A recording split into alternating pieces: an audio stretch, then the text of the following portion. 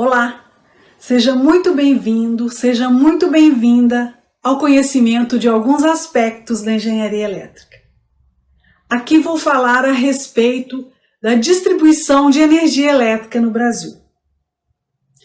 Eu sou Angélica Martucelli e estou trabalhando numa série de vídeos a respeito de CCMBT, Centro de Controle de Motores de Baixa Tensão, e todos os seus periféricos. Bom, para começar, as redes de distribuição de energia no Brasil constituem um sistema que integra produção, transmissão e consumidor final, que somos nós, né? Eu vou falar um pouco a respeito de cada um deles. São constituídas por um sistema complexo de elementos que visa levar energia desde onde foi gerada, lá nas usinas, até o local onde finalmente será consumida, que são as nossas casas. Essas redes complexas integram unidades geradoras, linhas de transmissão, canais de distribuição e consumidores finais de energia elétrica. Como o Brasil é um país muito grande, enorme, de dimensões continentais, e a distância das unidades geradoras de energia, geralmente hidrelétricas, em locais afastados dos centros consumidores, são fatores que elevam a importância das redes de distribuição. Os maiores consumidores de energia elétrica brasileiros são os grandes centros urbanos e as regiões industriais. E em situações, a rede de distribuição é quem garante que a energia elétrica gerada em regiões muito afastadas chegue a centros consumidores e seja distribuída de maneira efetiva. A energia produzida inicialmente em geradores, aqueles equipamentos enormes que você com certeza já viu aí, ou nas revistas ou na televisão, Então, essa energia é transportada por meio de cabos aéreos fixados em grandes torres de metal. Aquelas que você com certeza já viu por aí, aquelas torres imensas, Quando a gente viaja de carro, a gente vê muitas, atravessando aí grandes trechos, grandes extensões, Estas são as redes de transmissão. Essa energia é transportada em alta tensão, mas até chegar ao destino final, a eletricidade passa por várias subestações, que é o lugar em que transformadores regulam a tensão elétrica, de acordo com a necessidade, À medida que a eletricidade se aproxima dos centros consumidores, as subestações, por meio de aparelhos transformadores, reduzem a tensão elétrica para que ela possa chegar até as nossas residências, até as empresas também e até as indústrias. A partir daí, os cabos prosseguem por via aérea, sai das subestações, ou subterrânea, e constituem as redes de distribuição, que são os postes e os cabos que a gente vê aí na rua.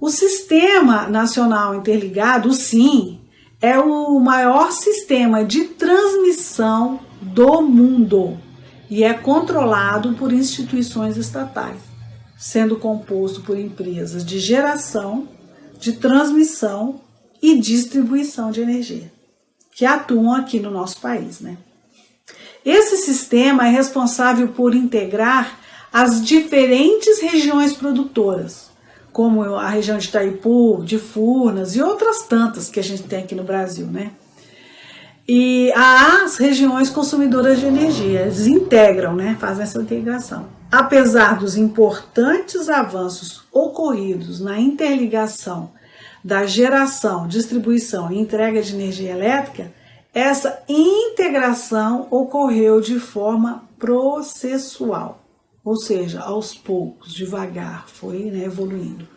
O impulso principal para a integração foi a evolução da industrialização e a urbanização no país, especialmente nas regiões Sudeste e na região Sul. A oferta de energia elétrica aos consumidores finais é feita pela prestação de serviço público por meio de concessão. As empresas responsáveis podem ser privadas ou estatais e devem prestar um serviço público, o serviço é público, ou seja, para todos, né?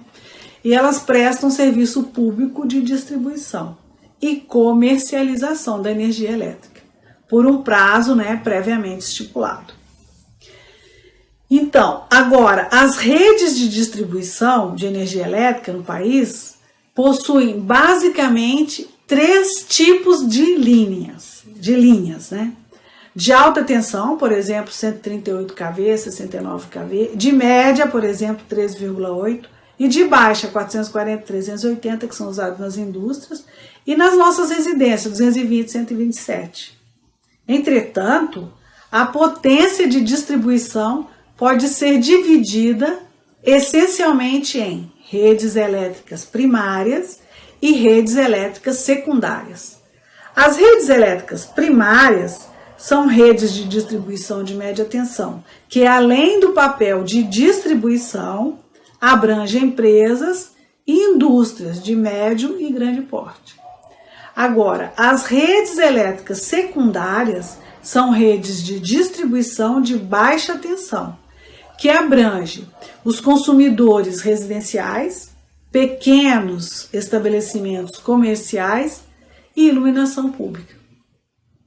O processo de urbanização e industrialização do país, de maneira geral, além dos interesses econômicos e políticos, foram os fatores que impulsionaram a criação, integração e ampliação das redes de transmissão e distribuição de energia elétrica no Brasil.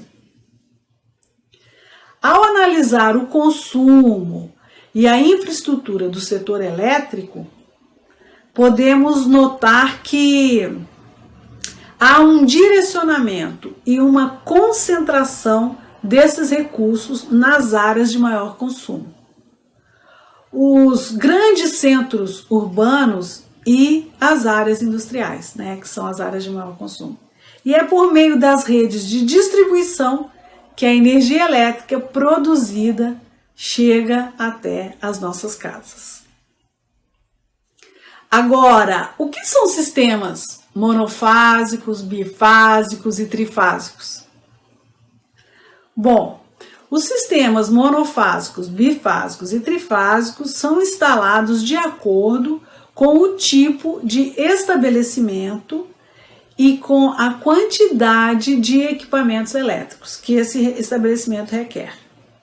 O fornecimento de energia para os inúmeros estabelecimentos residenciais, comerciais e industriais pode ser feito por meio de sistemas monofásicos, bifásicos ou trifásicos. A utilização de cada sistema de transmissão ocorre a partir do tipo de estabelecimento que receberá a energia elétrica e da potência total dos equipamentos elétricos ligados à rede. Então, vamos falar do sistema monofásico. No sistema monofásico, a rede é constituída com 2 fios, uma fase e um neutro, que é o que a gente recebe em casa, A tensão elétrica máxima que pode ser ofertada por esse sistema é de 127 volts, que é o que a gente recebe, As redes monofásicas são instaladas somente quando a soma das potências de todos os equipamentos de uma residência atinge o valor máximo de 8.000 watts ou 8 quilowatts. E o sistema bifásico? O sistema bifásico é caracterizado pela existência de 3 fios entre a rede elétrica e o estabelecimento que vai receber a energia. A capacidade de tensão elétrica é de 127 volts ou 220 volts. Esse tipo de ligação é utilizado apenas em zonas rurais, onde a quantidade de equipamento elétrico não é tão grande como a das zonas urbanas. Então, sistemas elétricos bifásicos são utilizados para potências de 12.000 watts até 25.000 watts. E quanto ao sistema trifásico? No sistema trifásico, a rede elétrica é composta por 4 fios, 3 fases e um neutro.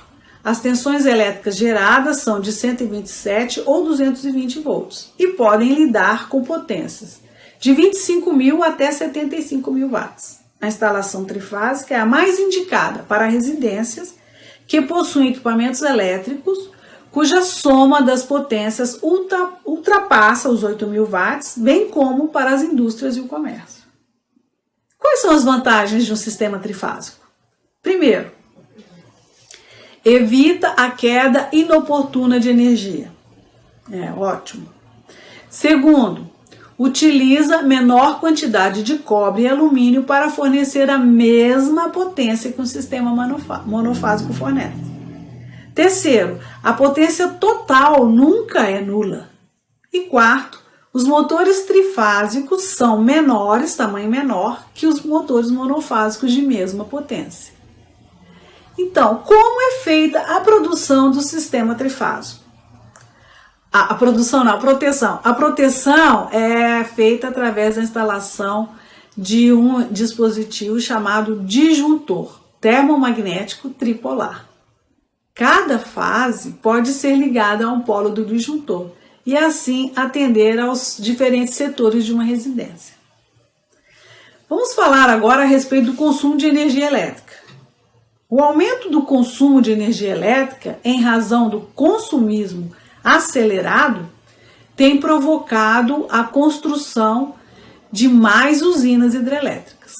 Elas não poluem o ar, mas causam enormes impactos ambientais, em virtude da quantidade de água represada a fim de mover as turbinas na produção da energia elétrica.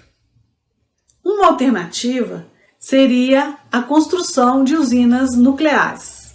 Mas esse tipo de usina, todo mundo sabe, né? Produz um lixo radioativo que deve ser armazenado em locais remotos. Além de ser muito perigosa, podendo causar catástrofes de grandes proporções. Por exemplo, o que aconteceu em Chernobyl. Foi uma coisa dramática, né? A energia eólica vem sendo implantada, principalmente nas cidades litorâneas, porque tem bastante vento, né? Principalmente no Nordeste brasileiro. Pois é uma energia que usa a força dos ventos para produzir energia elétrica, sendo considerada uma energia pura. Também teve um crescimento significativo a implantação da energia solar no Brasil, mas o custo da implantação inicial ainda é elevado e a regulação desse tipo de produção de energia, né, vem sendo modificado à medida que o consumo vem aumentando. Bom, produzir energia tem um preço. Transmitir e distribuir essa energia também. E quanto ao consumo? Saiba agora como calcular o consumo de energia elétrica dos aparelhos que você tem em casa, podendo assim economizar eletricidade e dinheiro. O consumo de energia elétrica dos aparelhos de uma casa é obtido multiplicando o tempo em que o produto permanece ligado pela potência do aparelho, que é encontrada nos manuais e nas etiquetas do aparelho. Sempre tem lá, né, o consumo. Todo aparelho possui uma potência que é dada em watts. E quanto mais tempo ligado, maior o consumo de energia elétrica. Vamos observar as seguintes situações, por exemplo. Um televisor de 29 polegadas possui, em média, uma potência de 200 watts. E, considerando que ele fique ligado 6 horas por dia, ele vai consumir 36 kWh no mês. Para saber o custo em dinheiro, basta multiplicar este consumo pelo valor em quilowatt-hora. Esse valor vem identificado na conta de energia elétrica. Você pode fazer tranquilamente essa conta, né? Agora, vamos analisar o consumo de energia do vilão de uma residência, que é o chuveiro elétrico. Vamos supor que a potência dele seja de aí uns 4.000 watts. Para uma família de 4 pessoas que usa um chuveiro, por exemplo, por 10 minutos diário, cada um utiliza 10 minutos de chuveiro, vamos ter aí um tempo mensal de 20 horas. Multiplicando esse tempo pela potência do chuveiro, esse tempo total, né, pela potência do chuveiro, vai consumir 80 kWh por mês. Então, banhos demorados consomem muita energia e, consequentemente, mais cara será a conta, né, que vem da concessionária. Pensando em tudo isso, faça agora o caminho inverso. Ou seja, imagine quantos televisores e quantos chuveiros e quantas geladeiras que funcionam 24 horas por dia, 7 dias por semana, 30 dias por mês. Quanto temos em uma rua, em um bairro, em uma cidade, e pense em quantas cidades tem um país. Assim, a geração de energia elétrica tem que atender não somente as residências de um país, não é mesmo? Que consome tudo isso todo dia, mas todas as indústrias, todos os estabelecimentos comerciais e esportivos, todos os hospitais, toda a iluminação das ruas. Ufa! Haja quilowatt. Por isso que nos períodos de seca muito longos, há necessidade de economizarmos tanto no consumo da água, né, quanto no consumo da energia elétrica.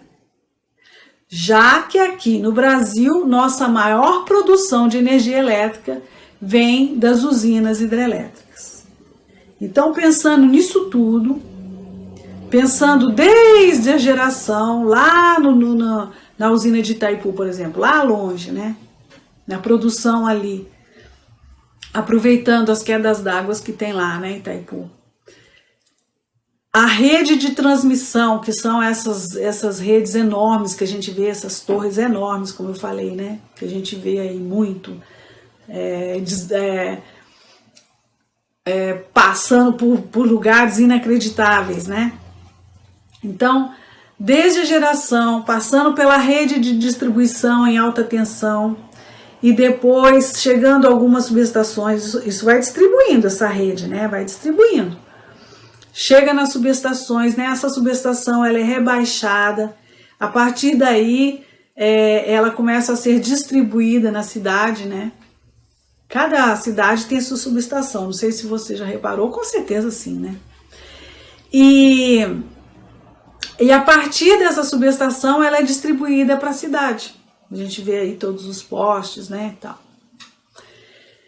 E nos postes também tem alguns casos, e nos postes também de períodos em períodos, de tempo em tempo, você vê um transformador, que é o que rebaixa a distribuição que está sendo feita às vezes em 13.8 para 220, por exemplo, né, no transformador, e uma fase neutro desse transformador vai levar até a sua casa a 127 volts. Então, todo esse processo, toda essa evolução, toda essa produção, o quanto que não envolve de trabalho, né, de engenharia, de cuidado, né, na produção, na distribuição, na transmissão, na distribuição, né? E até chegar à nossa casa, que é uma benção, né? Você ligar a energia elétrica e ter ali todos os seus eletrodomésticos e ter tudo funcionando. Não, é muito bom a energia elétrica. Mas também a gente precisa pensar em que tudo isso, né? Que toda essa geração custa não só dinheiro, custa tempo, custa trabalho de muitas pessoas, né? A gente tem que ser um pouco consciente, né? Nossa, que coisa extraordinária que é isso, né? Eu chego em casa, acendo a luz ali na maior tranquilidade, na maior facilidade, mas eu nunca penso em tudo que aconteceu para essa energia chegar ali até a minha casa, não é? Então, quando a gente fica com raiva, quando tem que economizar, né? Nossa, tem que economizar, tem que racionar, a gente fica meio aí aborrecido, meio chateado. Mas é importante que a gente faça isso, porque se falta água, não tem energia, né? A produção de energia elétrica no Brasil, a grande maioria é por usinas hidrelétricas, né? Através das usinas hidrelétricas. Então a gente precisa ter uma certa consciência, né? De que aquela facilidade de ter a energia em casa, ela vem de muito longe, né? Ela emprega muita gente, ela envolve muitas pessoas, ela teve muito investimento, então é uma coisa maravilhosa, sensacional, extraordinária, não é mesmo? E esses sistemas são distribuídos, como eu falei, em sistemas monofásicos, bifásicos, trifásicos, né? Que são os sistemas que a gente recebe em casa. Casas muito grandes, com uma quantidade enorme de equipamentos, uma quantidade enorme de ar-condicionado, uma quantidade enorme de vários aparelhos, né? Não só eletrodomésticos, tem casas que tem motores que atuam aí na ação de algumas coisas, né? Que a gente nem sabe direito. Mas nessas residências aí o sistema de fornecimento de energia é trifásico. Quando você vai fazer um projeto de uma casa, por exemplo, você relaciona mais ou menos tudo que vai ter naquela casa, né? Quantos chuveiros, quantas tomadas vão ter, porque você não sabe, né? Quanto que aquela pessoa vai ter de eletrodomésticos, então você estipula aí uma certa quantidade de consumo. Igual eu falei, se essa residência estipulou que ela vai consumir aí até 8.000 watts, então ela vai receber um sistema monofásico. Se for mais que isso, vai ser trifásico, né? Então, quando a gente vai fazer o projeto, a gente estipula tudo que vai ter naquela casa, se ela vai ser uma casa de alto padrão, médio ou baixo padrão. Então, qual vai ser o consumo daquela casa. E com base nisso, a concessionária que vai estipular ali nas normas, né, que ela tem aí uma série de normas, que tipo de energia essa casa vai receber, de acordo com essa conta. A gente soma tudo que vai ser consumido ali naquela residência e a partir daí a concessionária limita aí o fornecimento de energia. Se é 8.000, vai ser 127. Se é mais que isso, se for trifásico, pode ser 220 trifásico, que vai até 75.000 watts, né? E dependendo, por exemplo, se é um estabelecimento, se é um condomínio, um estabelecimento comercial, alguma coisa, esse recebimento de energia vai se dar em uma pequena subestação. Vai ter um transformador exclusivo para ela. Vai chegar uma média tensão até ali, essa tensão vai ser transformada para atender a todo aquele condomínio de casas, por exemplo, ou para atender aquele estabelecimento comercial ou aquela indústria.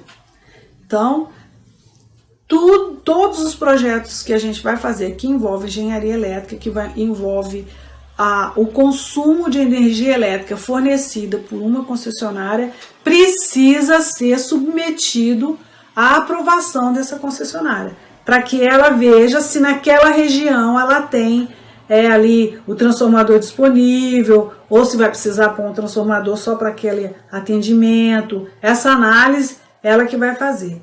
Então, sempre que a gente tem um projeto novo, sempre que a gente vai fazer uma construção nova, sempre que vai abrir um condomínio, sempre que vai abrir um parque industrial, um setor industrial, a gente precisa consultar a concessionária de energia elétrica. E as concessionárias, elas são bastante rigorosas quanto aos projetos e tudo, ainda bem, né? Ainda bem, porque quando você instala, você sabe que você está fazendo uma coisa bem feita, que você vai receber uma boa energia aí, ou no seu condomínio, ou na sua indústria, ou na sua casa, né?